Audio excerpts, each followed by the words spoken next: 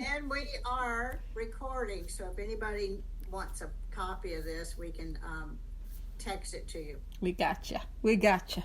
All right, I'm Paige. I'm an alcoholic. Welcome, everyone. And where we're going to be picking up is we're going to cover some of the stuff that we covered at the end of last week. Let's go to the very bottom of page 14. And we're going to go over that paragraph again. I know we spoke about that, but I was not doing a good job of giving us that 5 minutes, so I was rushing.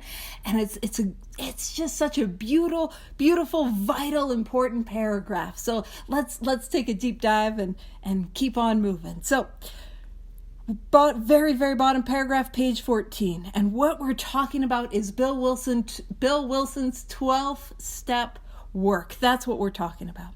And so it says, my friend. And that friend is our guy. It doesn't have to be your guy, but my bestie, Ebby Thatcher. Throckmorton. So you can make a note, Ebby Thatcher. So my friend had emphasized, so with emphasis, like that this is important, emphasized the absolute necessity.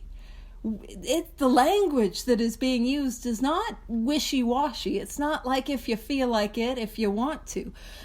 My friend is emphasizing the absolute necessity. This is a need. I have to. Of demonstrating these principles in all my affairs. Now, I'm a big believer. For me, now feel free to tell me that I'm wrong.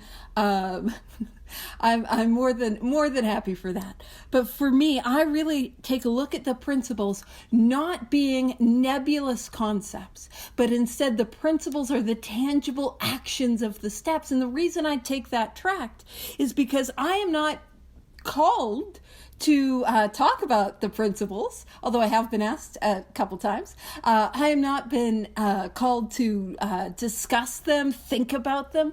I am called to demonstrate them. And here's the thing that I always use. Anyone here ever able to demonstrate love and tolerance in traffic? Just pull that out of nowhere, visiting the in-laws. Does that compassion flow through you? No, I need tangible spiritual actions to get me to that place. So when it talks about demonstrating these principles, what I am demonstrating is the tangible actions of the 12 steps in all my affairs.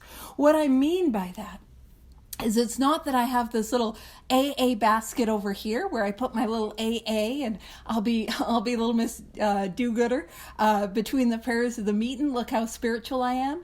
And then I got my family basket, maybe a spouse basket, maybe a work basket, maybe, you know what I mean? Maybe sports or things that you're like, and then I have those separate baskets. No, that's not how this is. What I'm being called to, is the idea that I need to demonstrate these 12 steps, the actions of these 12 steps in all areas of my life.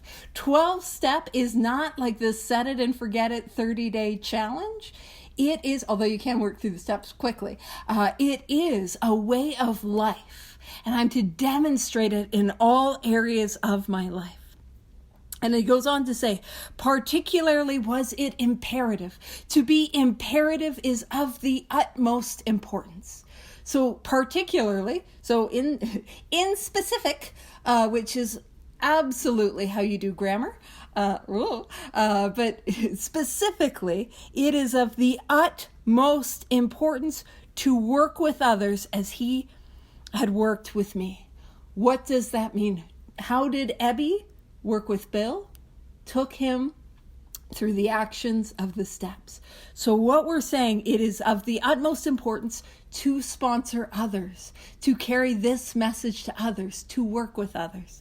And actually, I don't think anyone here would ever be pedantic. But if we, and I would never make fun of you. I would never. Maybe a little Howard. But sometimes when I when I point these things out, sometimes people will be like, well, the word sponsorship isn't used in the first 164 pages. I'm sure nobody would be pedantic like that. But I will point out the job description is. So the title, That's not found. But the job description, it's all over the place. So that's what we're talking about, sponsorship. And so I need to work with others. And I really, really emphasize 12-step work, working with others, sponsoring others, not optional. And actually, I was at a meeting last night, and the topic was step 12. And there was a lot of people who were coming back. In fact, most of the people in the room were people who were coming back to the fellowship through a treatment center. And every single one of them said, well, I've never sponsored anyone. That was the theme of, do you know what I mean? If I want permanent sobriety, I've got to work with others. But also, if you've been around this thing for a little while, you've been sober a little while, and you hear me talking about that, and you feel that twist in your gut, and you feel that like, oh, Paige, I've never sponsored anyone. I don't know if I could do that. What I want you to know is the purpose of this study is to enable you to be able to work with others. My experience is that I didn't feel confident in anything in my life. I'm sure this is a bound that I do not exude confidence. I radiate self-confidence. Absolutely not.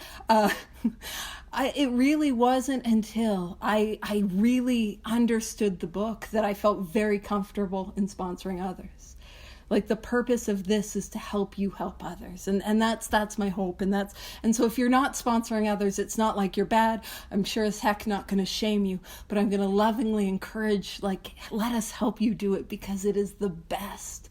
It is the best. You know, I'm a bottom shelf sort of drinker, bottom shelf, the cheap stuff that, but this is, if you want top shelf sobriety, it's in working with others, the top shelf. So it goes on to say, faith without works was dead. And this is a theme that we're going to see throughout this book. Faith without works was dead. What the heck does that mean? And I know I spoke a little about it last week, but faith means belief. So belief, to have faith, and in what? Well, in our context, faith in God, faith in AA, faith in the 12 steps. That's what we're talking about. And it says without works, without action, and specifically without the action of the 12 steps is dead. What does that mean? Like, just going deeper, making it as simple as this silly alcoholic needed it to be. If I do not work these steps, I will drink again. I can have belief in the power of God. I can have belief in the power of Alcoholics Anonymous. I can have belief in the power of these 12 steps, but if I do not take the actions, I will drink again. That's what we're talking about. Faith without works is dead, which is rude, because I was kind of hoping I could just work with, not having to take action. I'm sure I'm the only one. And so faith without works was dead. And if you didn't believe my breakdown, don't worry, Bill's going to break it down.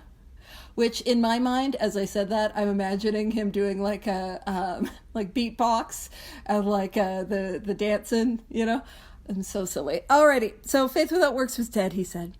And how appallingly true for the alcoholic. Like, oh, goodness gracious, isn't it true for us?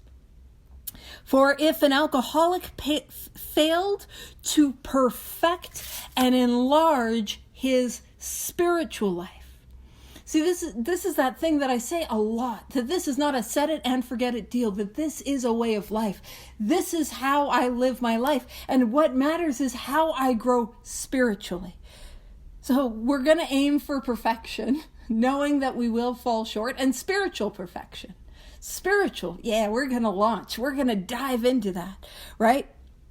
If an alcoholic failed to perfect and enlarge, I've got to grow this thing. And it says through work, which is rude, because I was kind of hoping I could do it through not work, I was going to say sloth, but that's a little much. But if I do not grow this spiritual awakening, so the spiritual awakening is the bare minimum that I need to have in order to stay sober. Bare minimum. But if I do not grow that, if I do not enlarge that, I'm going to drink again. And so what is the work? The work is the continued action of the 12 steps. 11, good to see you, Ozzy. Step 11, step 10, and we're going to talk about working with others. Those 4 through 9, that house cleaning, that's what we're talking about. Now I got to continue to grow this thing. See, I talk about this a lot. I don't know about any of you. I didn't stay well on one drink. You know, anyone here ever have one drink and be like, that was enough? I'm good. All done. Thank you. No. And that's my experience with the spiritual awakening. I can't stay well on an old experience just like I can't stay well on one drink. You know, I've got to grow it. So I perfect and enlarge it through the continued actions of the 12 steps as a way of life. So work and, no, I know you are, and I'm so glad you're here. And self-sacrifice for others. Self-sacrifice for others. That is working with others. That's what we're here to do. Again, sponsoring others. The job title, not in the book. The job description, all over the book, right? So I've got to work with others. I've got to carry this message to others. So he could not survive the certain trials and low spots ahead. If I do not grow the spiritual awakening, if I do not continue to seek, if I do not continue on this way of life, I will not survive. I will drink again. And it talks about the certain trials and low spots in life. Certain. There will be trials and low spots. And it's not because I'm an alcoholic. It's not because I'm a sober alcoholic. It is because trials and low spots are the human condition.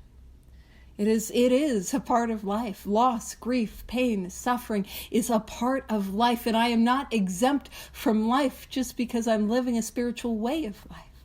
There will be trials and low spots ahead. And I won't go into all of it, but some of the most painful experiences that I've had in my life, which is saying something because I was really on the dumpster fire before I got here, have happened in my sobriety, you know. And this has to work. This has to be a program that's going to work in those rough spots, in those certain trials and low spots ahead. So it said, if he did not work, so if I do not continue this way of life, he would surely drink again. And if he drank, he would surely die. Now, we're pointing to that step 1 idea. My step 1 proposition is this idea that I will drink again. That's what we're talking about. I will drink again. That's step 1, and that is not good news. So if I do not do this work, I'm going to drink again. If I do not continue to grow this work, I will drink again. So if he drank, he would surely die, then faith would be dead indeed. With us, it is just like that. Has that been my experience? Have I seen that experience? Because I'll tell you what my experience is as an alcoholic who's been around a while, is I have seen a lot of people go out. I've seen a lot of people relapse. I've never seen anyone, and I'm not saying it couldn't happen, but I have never, ever seen anyone in the middle of this thing doing the work and continuing to do this work as a way of life ever drink again. I've seen a lot of people stop at 4. I've seen a lot of people stop at 9. I've seen a lot of people not sponsor others. And this is the most heartbreaking thing, is when I've seen people do the work and have the experience and see the light come on in their eyes, see the change come over them. And then they stop doing it. And to watch, and it's like, I was talking about that twist in the gut. It's like you can watch them like recoil back into themselves. You can watch that selfishness rise, the self-centeredness rise, the resistance, you know, I kind of joke twisty and resisty. You know, when there's a spiritual action I don't want to take, I've seen that happen. But I've never seen anyone in the middle of this thing, doing this thing, ever drink again. And that's been my experience. And it says, my wife and I abandon ourselves with enthusiasm to the idea of helping other alcoholics to a solution of their problems. And for me, that is a standard that I want to hold myself to. Am I abandoning myself with enthusiasm? Now, I'm going to go on an etymology tangent. I know it's a little early to go on one of those, but enthusiasm, its origin is Greek, and essentially in Greek what it means is to be filled with God's Spirit. abandoning myself, filled with God's Spirit. And of course, a little, me, I'm a little chipper about this thing. But that's what we're talking about. To the idea of helping other alcoholics to a solution to their problems. The solution is the spiritual awakening. So am I abandoning myself with enthusiasm to the idea of helping other alcoholics take these 12 steps? That's a benchmark. And so, by the way, just so you know, I do have those times where it's been a long day and I got like a bunch of sponsees lined up and I have that appointment and I have that thought, oh, please cancel. But then also don't cancel, because I have to have a strongly worded conversation about the importance of keeping your appointments. So like that, if you're like, oh, Paige, there's sometimes I would just rather, watch TV or watch the sports or whatever. That's all of us. But we abandon ourselves with enthusiasm.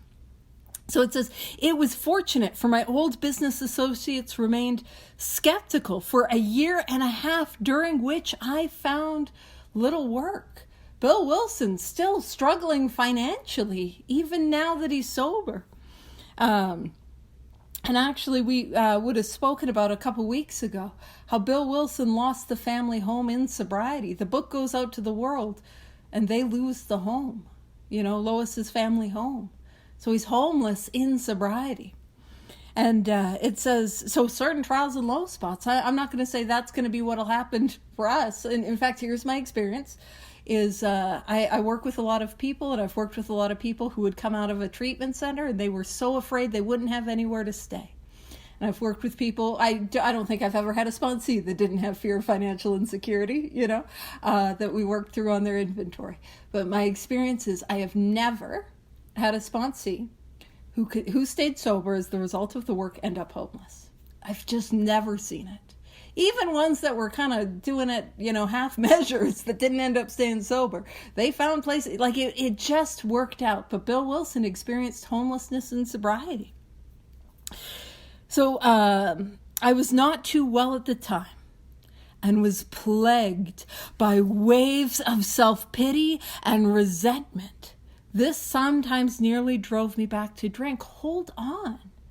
Bill Wilson, waves of self-pity and resentment. I know none of us here could ever relate to that. And it's quite a foreign concept, especially in sobriety. I know. But it happened to Bill. But I want to point something out. Let's go across the page to page 14. When it talks about Bill Wilson's white light spiritual experience, when he says, these were revolutionary and drastic proposals, but the moment I fully accepted them, the effect was electric. There was the sense of victory followed by such a peace and serenity as I had never known. There was utter confidence. I felt lifted up as though a great clean wind of a mountaintop blew through and through. God comes to most men gradually, but his impact on me was sudden and profound. So Bill Wilson, page 14, up to page 14, takes the actions that later become our 12 steps and has a powerful white light spiritual awakening where the room lights up. He can see himself on top of a mountain. There's a profound change in who he is. Page 15, plagued by waves of self-pity and resentment that nearly drove me back to drink. This is why this needs to be a way of life. Often, and you guys know, because I'm like, we don't get to, minimize the power of God. Well, you can do what you want. But I'm not I'm like, it's none of my business, the spiritual awakening that I have. And I can't stay sober on one. And I have had radical, powerful spiritual awakenings. And so we don't want to be like, oh, people don't have them like that anymore. That's not true. It's not true at all. But I want to point out that powerful spiritual awakening on page 14, which had I've got to go help others. It was a powerful experience. Page 15, self-pity and resentment that sometimes nearly drove me back to drink. That is why I need to continue to do this. And also bear with me, that's why I got to call a spade a spade. What I mean by that is a lot of times I'll work with people who are like, Paige, No, it's not. Listen, we get a resentment, we get a fear, we start pulling out the thesaurus, It's not a resentment. I'm just a little frustrated. I made some columns that say, it's not a resentment, it's just a little frustrated. They look eerily like the resentment ones. Like that I acknowledge what it is. That sometimes we go to meetings and we hear people say, honor your feelings. And that feels like some outside stuff. But what could that mean for us? What that means is to call a spade a spade. It's a resentment. I'm going to take some action on it. You know what? That's a fear. I'm going to 10-step that. I'm going to take that through the columns. That's what that can mean. So, plagued by self-pity and resentment. So I got to continue to grow this thing. Couldn't stay well on food I ate yesterday. I can't stay well on an old experience. I got to continue to seek them. So this sometimes nearly drove me back to drink, but I soon found when all other measures failed, work with another alcoholic would save the day. When nothing else is working, go help somebody else. That works when nothing else works.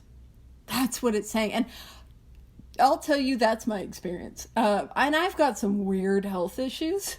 I can't tell you how many times it's like I pulled out my back, but doing a big buck study will help, I promise you, it is the answer. Go to a doctor if you need a doctor. I know Vivian's like, girl, you go to the doctor. Don't just try to big book study away your pain. But it really helps. It gets me out of self so that God can work in my life. And it says, many times I've gone to my old hospital in despair.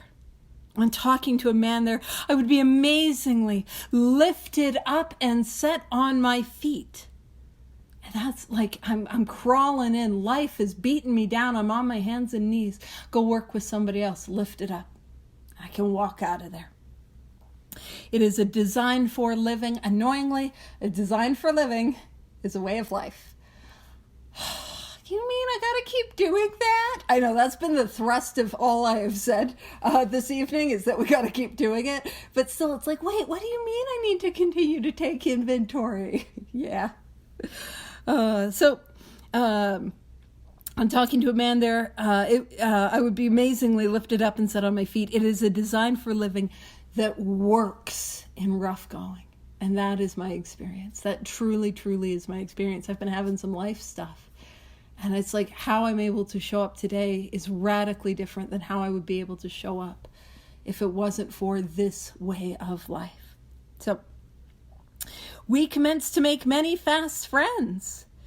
And what does that mean? You know what it's like when you go to one of my most often ignored suggestions from sponsees. I'm not calling anyone out, but one of my most ignored suggestions from sponsees is go to a meeting when you're out of town. For some reason, people don't like that one.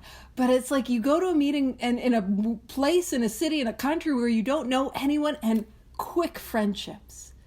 Quick friendships get made. Man, if you want to see, you do some sightseeing, go to a meeting. There'll be a local, I'm sure, that'll want to take you around and show you places. Yeah.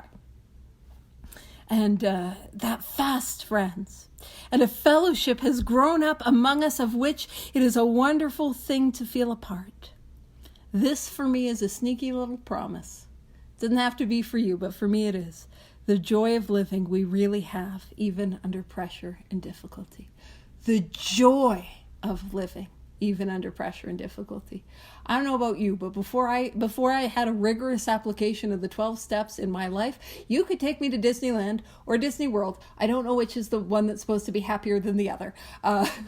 But you take me there and I am miserable. I will suck the energy. I will suck out the magic or whatever. I am miserable. I will be, on a roller coaster and just wanting to jump off. That's who I am on my own power. But in this way of life, I can find pervasive joy in the here and now. I've seen hundreds of families set their feet. And I love that it's families. It's not just the alcoholic, but their family. Set their feet in the path that really goes somewhere. Oh, not the vacation destination that really lands somewhere. The path. So again, path, way of life, road, not destination. I'm not done. I got to continue this.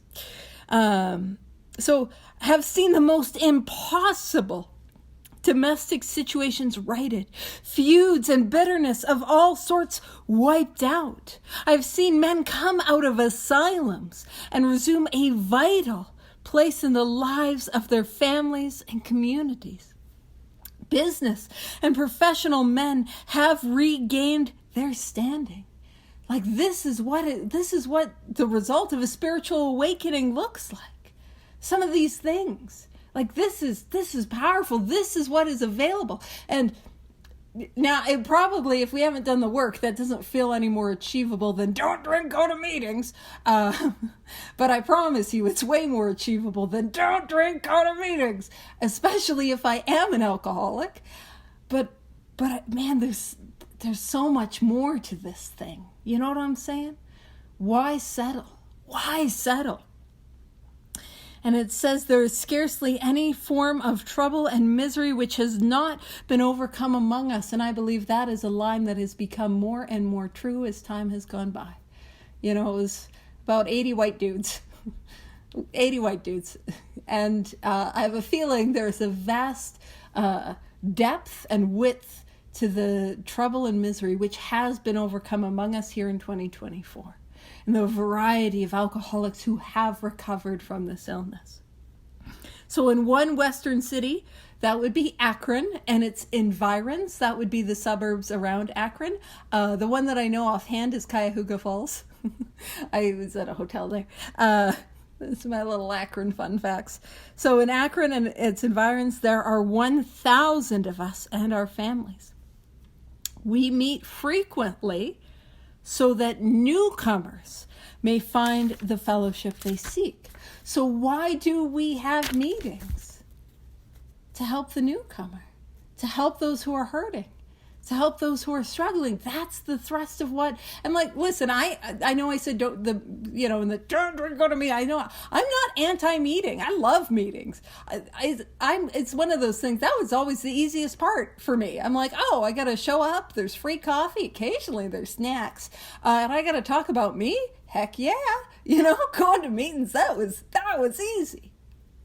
And for some reason, I for many years I was not cursed, but I'd have a lot of sponsees that they would do everything except go to meetings. I'm like, go to meetings.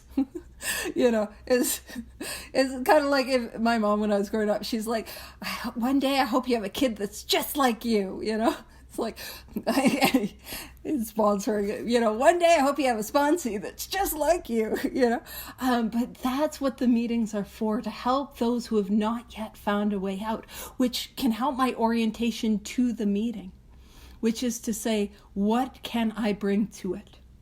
Who can I help there? You know what I'm saying?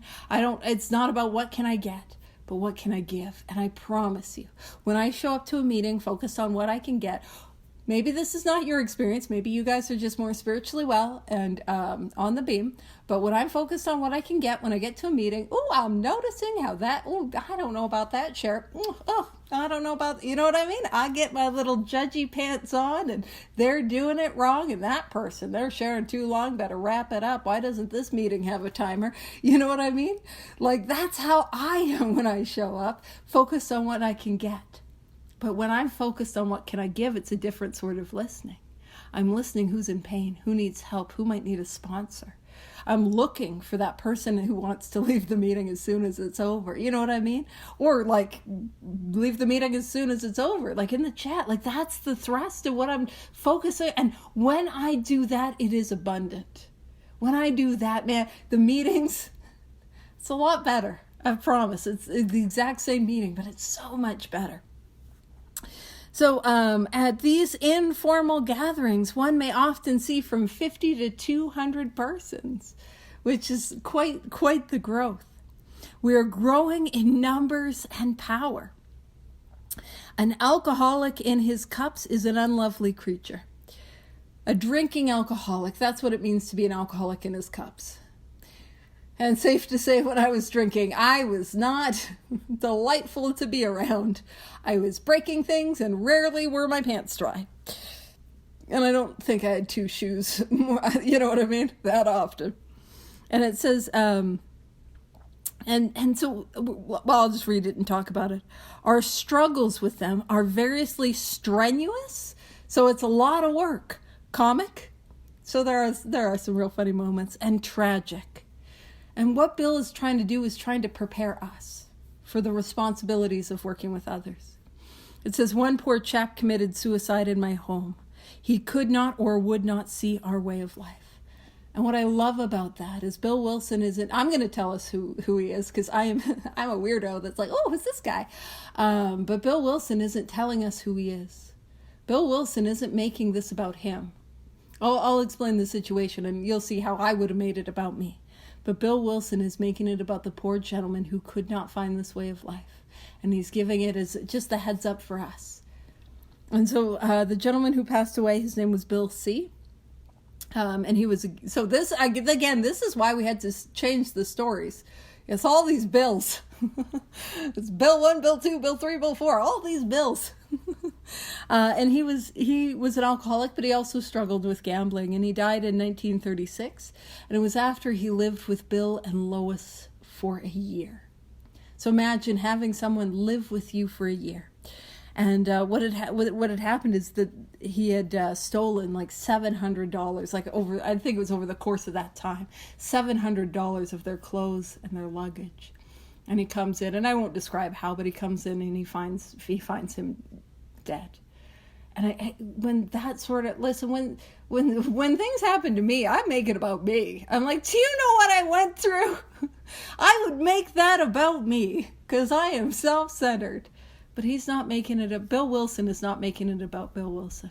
Bill Wilson is saying, hey, you won't be able to save everyone. There are some people that just aren't going to grab a hold of this thing. And it goes on to say, there is, however, a vast amount of fun about it all. And there is. I mean, I'm not going to say people are doing it right or doing it wrong, but if we're not joking around, we might, there's a lot of fun to be had. Glad you're here. We're on page 16. I suppose some would be shocked at our seeming worldliness and levity. So worldliness is to be a part of the world. Like to not be like a hermit or a monk living, sequestered or cloistered. My old sponsor was like, you could be a nun. And I'm like, no, I could get into a lot of more shenanigans that I do, but I would like some quiet time, actually. That'd be nice, But to be a part, and levity is that ability to joke, to laugh, to not take ourselves so seriously. But just underneath that ability to be a part of the world, to laugh, to joke, just underneath there's deadly earnestness, that's sincerity.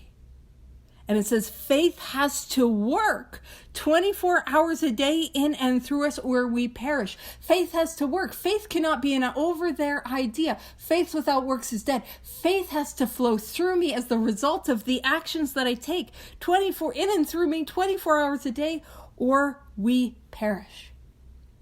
What I need to do, like what is the point of the 12 steps?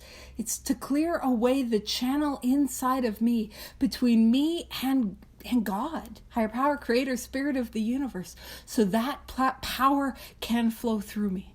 So it's not my love and tolerance in traffic.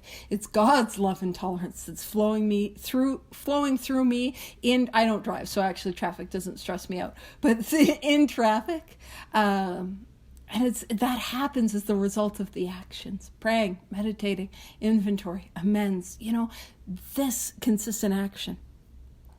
Most of us feel we need look no further for utopia. Capital U, we're pointing to that idea of that ideal state. And when the original manuscript was being written, I believe there's a couple places, and I believe this is one of it, where it said heaven. But there was a religious organization that was like, you cannot say heaven is here. No, heaven's got to be an over there place. So no. And then to not, I'm sure I didn't see the chat, but I'm sure that's an accurate fun fact about that thing in the chat. I got you. But that idea that so they changed it. But I'll just kind of talk to you about my experience. My experience is when I am in self-will, and I don't even have to be in my cups yet. But for me, hell is here and now. Do you know what I'm saying? I can create a living hell in my life in the here and now. The misery, the bondage of self wrapped up in me and poor me, and man, my life is misery, And if I take a series of actions, the 12 steps that I don't like, that I don't think will help, that I don't think applies to me, I can experience that utopia in the here and now. And it says we have it with us right here and now, in this moment. And it's in this moment, and God can be found. Now, I will say, oftentimes when I'm beginning this, I can see God sort of in the rear view mirror, these moments in my life, but it is the coolest thing when I can awaken to the presence of a power beyond myself in the here and now. And it says, each day, my friend's simple talk in our kitchen multiplies itself in a widening circle of peace on earth and goodwill to men. And I love that line that he talks about multiplying. And because I can take that statement and I can apply it to myself. Is my sobriety multiplying? Is my sobriety multiplying? And because that, and I don't like, let's not be mean to ourselves or anything like that. But if I'm working with others who are staying sober, who are working with others, do you know what I mean? If it's multiplying, I'm doing something effective. And if it's not multiplying, that's okay. You're not bad, you're not wrong, but I get to change something. I get to switch some stuff up to see to be more effective. This is a tangent I wasn't expecting to go on. Well, it makes sense. We're talking about sponsorship. A couple things. I have never been sponsored in the way that I sponsor others. I've never been sponsored in the way that I sponsor others. Never. I've never had a sponsor ever take me through the book line by line. I've never have it. Now, some of my sponsees, y'all know, I'll sit with you as you write your inventory. I will handhold all of that. You have an amends to make, hand-holding, your hand will be held. Like that is how I've never had a sponsor give me any more direction on an amends than go do it. Go make that amends. I've never had that. And so for me, it's like I've grown in sponsorship. Which is to say, through experience, which is to say that we're going to learn, we're going to grow. There are things that are effective at one time that might not be effective with another, things that might be effective with one person that might not be effective with another. For me, it's not a set, rigid formula. I mean, other than the directions in the book, we're following those. But like the approach, and that's what I'm saying. So, and it says, Bill W., co-founder of AA, died January 24th, 1971. And now let's pop over next page, chapter 2. Chapter 2, there is a solution. Now, first and foremost, there's some different things I got to emphasize with that title. The first thing that I got to emphasize is a solution. One solution. Which is good news. My sponsor, the current one, he hasn't told me I needed to go move away to a hermitage. But there is a solution. He talks about that's good news. If there's one solution, we can verify whether or not that works. If there is many solutions as there are alcoholics, that's actually not good news. Because I don't know which ones work. Do you know what I'm saying? I don't know if Vivian's solution is going to work for me, and I don't know if, you know what I mean? I'm going to come up with a thing, and I don't know if that's going to work for Eileen. Do you know what I'm saying? I don't know. But what we have in Alcoholics Anonymous is one solution, and our singular solution is the spiritual awakening. So I want to emphasize that. But I always, and some of you guys are probably sick of hearing me saying, I always want to emphasize there is a solution. There is, whether you're coming back from a relapse, there is a solution. Whether you're brand new to Alcoholics Anonymous, there is a solution. Whether you would describe yourself as a chronic relapser, in and out, this thing could not work for me, there is a solution. Whether you've been around this thing for a while, and some of those resentment, self-pity, life, those certain trials and low spots are piling up, and you've got stuff that is happening. What I want you to know is there is a solution. And what we're talking about in Bill's story is our very lives depend on helping you find it. And what we saw for Bill, too, is that it did not take long to get well. It does not take long to get the solution. It does not take long to have a spiritual awakening. Do not wait. I'm going to make another, not inappropriate, but a little, Paige sort of reference, which is to say, I wasn't known for sipping my alcohol. And I'll be honest with you, I really was not somebody that had ice in my drink, because that's a level of class that eluded me. But if there were to be ice in my beverages, I can assure you the ice was not melting. Do you get what I'm saying? I'm the sort of drinker, I'm a slam it back. I'm a go hard. So it makes sense that I would want to do that with my recovery. You know what I'm saying? I don't want to just dip my toe in, just sip it a little. No, go hard. Because what am I after? As an alcoholic, I'm after relief. I was after that relief in the bottle. I was after that ease and comfort but now I come after relief. The relief is the spiritual awakening. Man, I'm a relief-seeking missile. It just depends on which trajectory you point me. You know what I mean? I got to be after it. And so there is a solution. It says, we of Alcoholics Anonymous. And I'm going to say, I probably have said this already, but if not, I will say it again. And it's mildly controversial. Not all the way controversial, because I do need you to like me. That defect is not left yet. So mildly controversial. So the original we of Alcoholics Anonymous was in reference to the first 180 dudes and one gal. Now that gal didn't make it, but another gal came, and then others. Here we are, But that initial we is in reference to the first 80 members. But here's what I believe, and feel free to disregard it. But what I believe is the more of us that follow the directions as outlined in this book, the more of us who have the experiences that are described in this book, the more of us that are included in the we. So that I get to be a part of the we. You know what I'm saying? This is not just referencing 80 white dudes who are long since dead, but this is also relating to our current experience in the here and now. So it says, we of Alcoholics Anonymous know thousands of men and women who were once just as hopeless as Bill. I'll point something out. Whenever it says men and women, I kind of alluded to it there was sort of one at the time, Florence, and she didn't make it. So whenever we see and woman, not woman, listen, I heard the pronunciation and I got it wrong, I know. But that is a hopeful and inclusive statement. You know what I'm saying? That was hopeful and inclusive at the time. And they were who were once just as hopeless as Bill. Hopeless. We want to emphasize hopeless. Because when I can see my hopelessness as an alcoholic, which is to simply say when I can see reality as an alcoholic, because if I have this illness, I'm hopeless, then I'm able to accept the hope. And we see this transition from hopeless to hope. And thousands of men and women who were once just as hopeless as Bill. Now that's the hopeless. Here's the hope. Nearly all have recovered.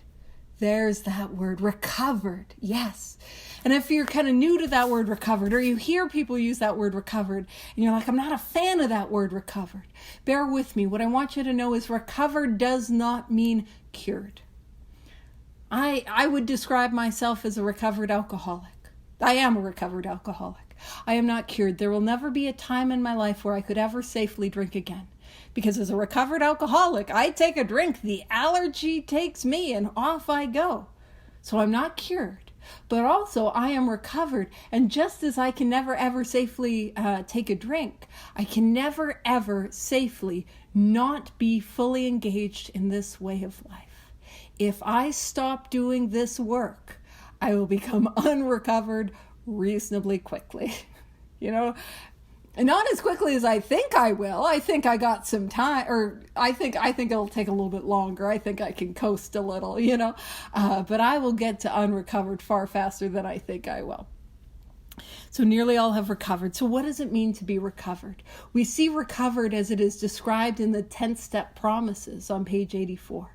I'm not going to bounce us there just for the sake of time. But when we talk about being recovered, we're talking about the mental obsession, the insane thought that I have when I am as sober as I am today, but my illness is untreated, that tells me I can take a drink, is gone. This time will be different, gone. Nobody will ever know, gone. I'll go out for 3 drinks, gone. F this, F that. There's no alcoholics in South Carolina, gone. Gone. It's gone. But it is gone as the result of the actions that I take, and it stays gone as a result of the actions that I take. It's ultimately God's grace, because I don't do it. But I put myself in a position to receive the grace. So that's what it means to be recovered. The mental obsession is gone. And it says they have solved the drink problem. There's an answer. There's a solution. I'm going to point out, we're not using sort of like kind of, just hold on, one day at a time. No, solved, recovered. Man, there's an answer. There's a solution. There's a definite, here's what you got to do, which is why it's good there's one. Because I would have been lost in the weeds. If I was trying to figure it out on my own. And it says, we are average Americans. All sections of this country and many of its occupations are represented, as well as many political, economic, social, and religious backgrounds. We are people who normally would not mix. In the foreword to the 4th edition, we reference that line. And it's that idea that today, that line, we are people who normally would not mix, but also all sections of this I don't think there's any other Canadians here. So your country, although this one too, up here, is cold. Many countries around the world, from variety of occupations. There is a depth and a width, the breadth of the people who have been affected and able to be recovered and to stay sober, that permanent contented sobriety, right? That when this was written, it's 80 white guys. And now it is deeper and wider. So it says, so we are people who normally would not mix.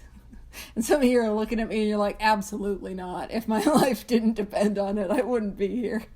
I was saying this at my earlier big book study today, that it's listen, if you've asked me for help, you got to be truly desperate. I am the last refuge of the truly hopeless. So if you're hanging out here on a Wednesday night and you're like, I don't know if I'm an alcoholic, well, you're hanging out with me.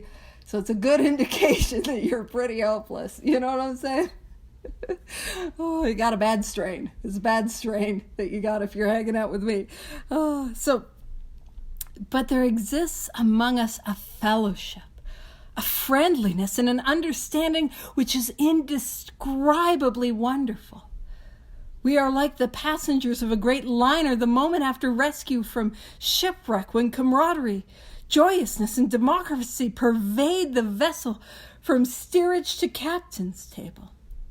And so what we're referencing is the Titanic disaster. And the Titanic sunk in 1912. And I'm just kind of pointing that out because it was a pretty big disaster and a well-known disaster, but one that wasn't so recent that you kind of couldn't talk about it. You know what I mean? So they're referencing the Titanic. And so when it says we're like passengers of the great liner the moment after rescue from shipwreck, they're talking about very literally the experiences of the survivors of the Titanic. Now, I am going to take a slight left turn and reference the James Cameron movie. 97. You guys, the 1997 James Cameron movie, The Titanic. Yeah, okay. I'm not getting a lot of nods. I'm like, am I having a parallel? That was a big movie. I think it was on 2 VHSs. Yeah, you guys know what's up. I know, I remember VHSs. Some of you are like, girl, alrighty. But in that movie, so what you had was Jack, and Jack would be steerage, kind of the lower class, the bottom of the ship. And Rose would be very literally captain's table. And so it was saying that after this Titanic disaster, there was a joyousness, a camaraderie that, from all walks of life, from all socioeconomic status. Also, this is a tangent, but I feel like it's important. That is not a healthy relationship. The one in the movie Titanic, if you've ever seen it through objective eyes, she was engaged to somebody else. She was about to jump off the boat. So she's not emotionally, spiritually available, physically available to be in a relationship. And instead of being like, hey, he saves her, and instead of being like, hey, you're a little unwell at the moment, why don't we get you connected with some solid women who can get you through a course of action? He's like, I can fix her. You can tell I sponsor men because I can see those defects. So it's like, I can fix her. And then so they go on a torrid love affair where he dies. We will get to where we talk about doing sex ideal work. I'm just throwing it out there. That's not a healthy one. So we'll get to what a healthy one looks like. But that one, not it. So when it talks about our joy and escape from disaster does not subside as we go our individual ways, what happened is the survivors of the Titanic had this experience where they're like, we went through this really awful thing together. We went through this experience together. We're going to be friends. We're going to stay connected. And bear with me with this comparison.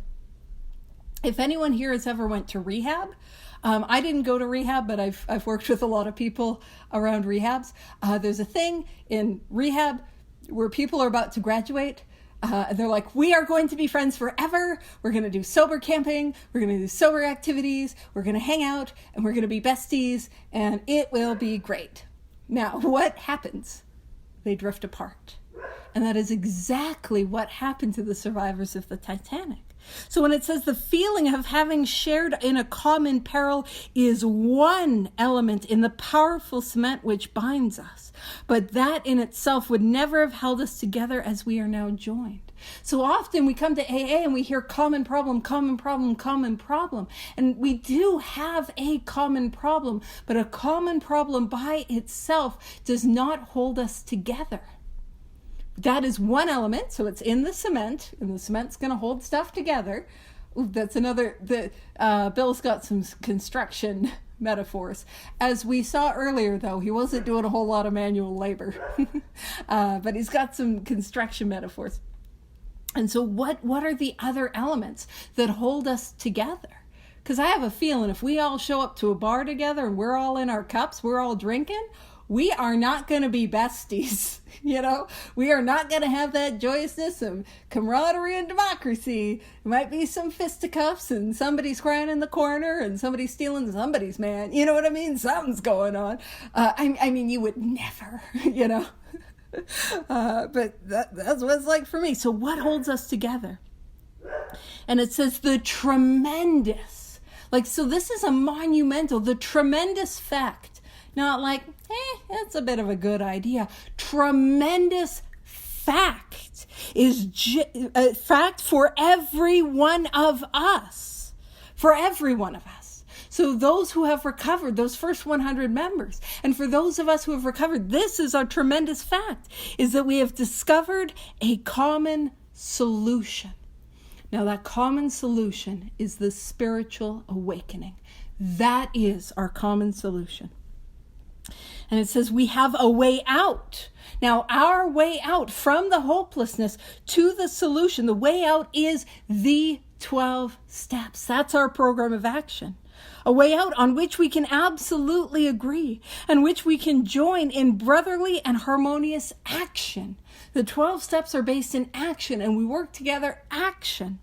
And it says this is the great news that this book carries to those who suffer from alcoholism.